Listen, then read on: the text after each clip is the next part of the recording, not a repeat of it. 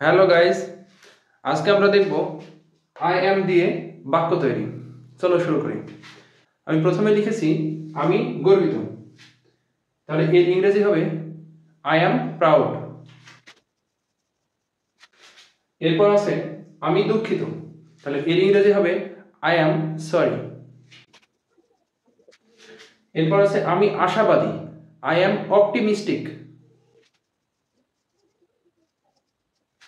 এরপর রয়েছে আমি সুখী, আই অ্যাম হ্যাপি। সবশেষে রয়েছে আমি তৃষ্ণার্ত, আই অ্যাম থার্স্টি। আমি এখানে আরো 6টি বাক্য লিখেছি। প্রথমে রয়েছে আমি কাজটির উপযুক্ত, তাহলে এর ইংরেজি হবে I am fit for the work.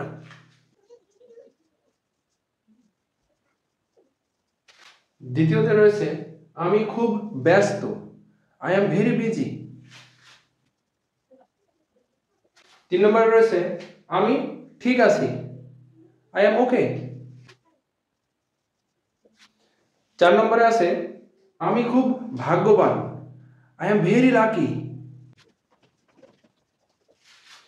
5 নম্বরে রয়েছে আমি লজ্জিত, আই অ্যাম শাই। 6 নম্বরে রয়েছে আমি খুব উত্তেজিত, আই অ্যাম ভেরি এক্সাইটেড।